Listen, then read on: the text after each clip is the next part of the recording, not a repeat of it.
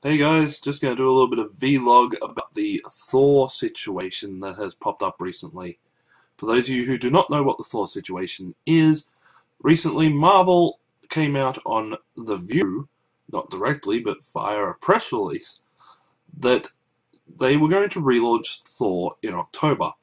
Relaunches aren't exactly new in the Marvel Universe right now, considering we now have Amazing Spider-Man number 4 by this age. Well, issue 4, volume 3, subsection 2, appendix A. It's just one of those Marvel things. Let's get a new number 1 out to increase issues. Now, the thing is with this one, is that they came out and they said, Thor is female. The real Thor, well, the male Thor, is still around. He just doesn't have powers, he doesn't have the hammer, he doesn't even have his name. We have this unknown female who is going to be Thor. Name, history, origins, everything. Now, this has brought up a lot of weird discussions in the comic community. A lot of people are very confused. One of the biggest things I will explain near the end of this video, but for the moment, I want to sort of get where Marvel has sort of screwed up. Let's start with Norse mythology. In Norse mythology, Thor is not a blonde-haired, blue-eyed Adonis wielding a hammer. He is actually a more normal ginger with a beard that wields a hammer. The difference being, the hammer is not a source of power, or a lock for power, or anything like that. The hammer in original Norse mythology is just a hammer. Pure and simple. You hit dudes with it. Now, in Marvel mythology, they sort of turned around and went, the hammer contains everything. No. For those people who have stuck with the animated series of Avengers, Spider-Man guest shots, Thor movies, everything else as their be-all and end-all of origins of Thor, I hate to say this, but you really need to go and look back history. A simple wiki search, at bare minimum, you will learn that the origins of Thor go in the same manner as the movie. The movie plotline being Thor has to regain his powers through finding his humanity. That's the origin of Thor. Originally he was sent down from Asgard to Midgard, placed in the mortal form of Donald Blake, a disabled doctor at the time. I only use the quotations in disabled is because it was more of a storyline thing. The dude is not Professor X. He has a limp. That's it. And requires a cane to walk. Okay.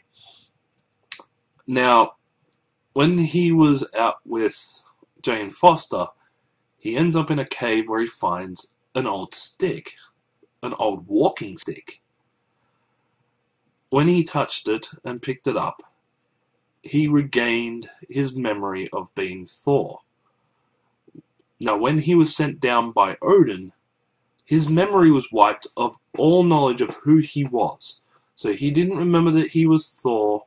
He didn't remember he was immortal. He thought he was just a normal mortal man named Donald Blake. Picks up the hammer, gets the history straight into the skull.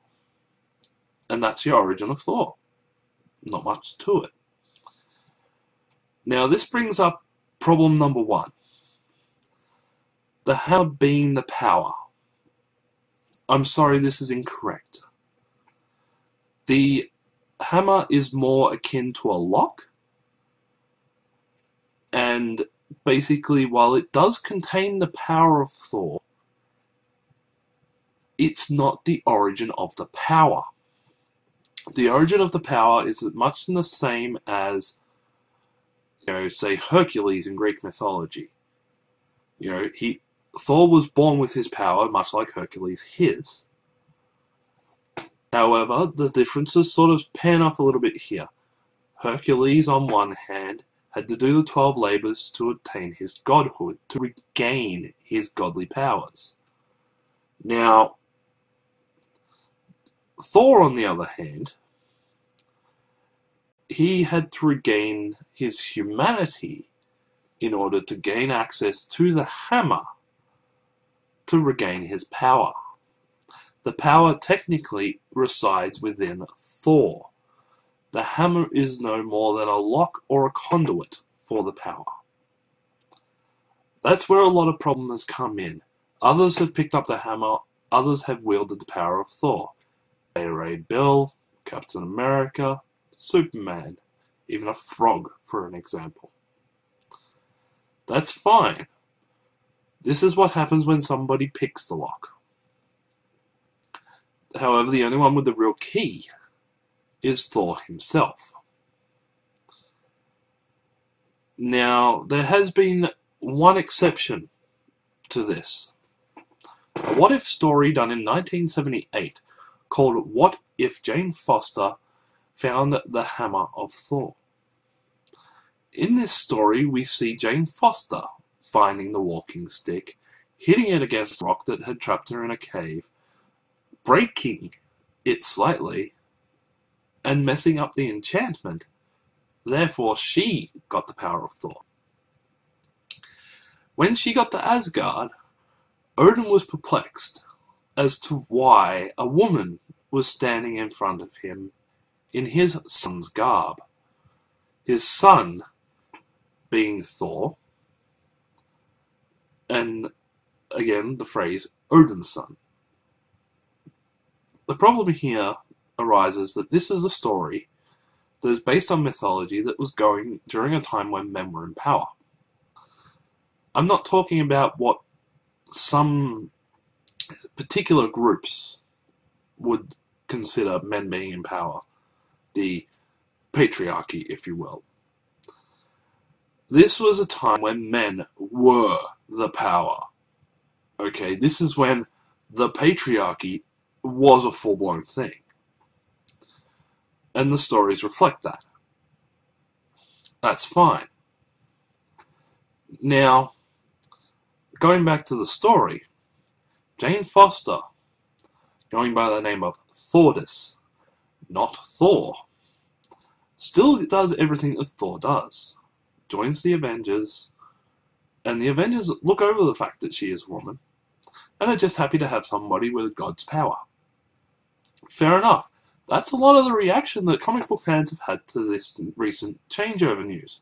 They are happy a woman wields the power, they are just confused as to the meaning that she is Thor in name. Okay. This brings up the biggest problem. Marvel have not been able to separate the name from the title. Okay. The name Thor was given to the man known as Thor, who still known as Thor, and you can't take that away from him. What they can do is take the title, God of Thunder, change it to Goddess of Thunder. Give this new unknown woman the power of Thor, the look of Thor, that's fine. However, the way Marvel have stated this, she is Thor in every name and sense of the meaning. She is Thor. End of story. Deal with it. That's probably the worst way Marvel could handle this, is turning around and going, deal with it. Because now you have older fans like myself questioning what Marvel are doing and why. You also have newer fans going, this is just as confusing as ever. Because they don't understand the difference between this new female Thor and the Thor that has appeared in the movies. Gotta remember, a lot of people take the movies into account. And for the record, this will not affect the movie universe. Okay? This is not some grand Phase 3 design that a lot of places have started saying it is. It is pure and simply just a comic book change. Okay? That's all it is. It's not going to affect the movie. You're still going to get Chris Hemsworth. Now, a lot of places have said that this is progressive. We have gone in the phrasing of places like Nerdist. Whoever so holds this hammer, if she be worthy, shall possess the power of Thor. Gotta remember, of Thor. Not shall possess Thor and his power. Again, separating name from title. But I digress. A lot of places have reacted quite well. They want to change the inscription to whoever holds this hammer, if they be worthy, shall possess the power of Thor. That's fine. This is Marvel's mythology to change. However, to change it from he to she reeks of something completely different. Now, how could Marvel have done this a lot better? Well, for one, don't make it as confusing. 2, you could create the new character, have her have the power of Thor, and hell, even revive the Thordist name that they used in the 1978 What If story. Or maybe they could push characters like Sif, you know, that fighting female that usually went along with Thor on adventures in Asgard, eventually became his wife, pretty much was able to beat the crap out of him. Or, you know, that Thor clone that they already have, known as Valkyrie, who in the Ultimate Universe pretty much was a female clone of Thor in every way, shape, or form. She looked like Thor, talked like Thor, walked like Thor. She just had a different name, but she could also do the lightning deal. So, basically, Marvel seem to have screwed themselves on this one. They're expecting a jump in sales. They've actually probably pushed more readers away than they've realized already. A lot of people aren't going to be bothered paying $3.99 or $4.99 to find out why you have female Thor and the male unworthy Thor, and the explanation as to why everything has gone on. A lot of people have already walked away. Now, if you would like to read a little bit more into this, I actually have a column up on Wild Talk Radio where I go more into the whys of this and sort of the reason behind where they did the announcement and what that means, and also go deeper into the topics that I've said here. Link is in the description below. Feel free to go read for yourself. Until then, keep reading your comics, because to be honest, it doesn't really matter if it's a male or a female lead. If the story is good, people will read it. If you create an endearing character, people will love it. However, if you want to go and change something, make sure that what you are changing is yours to change. Until then, happy reading.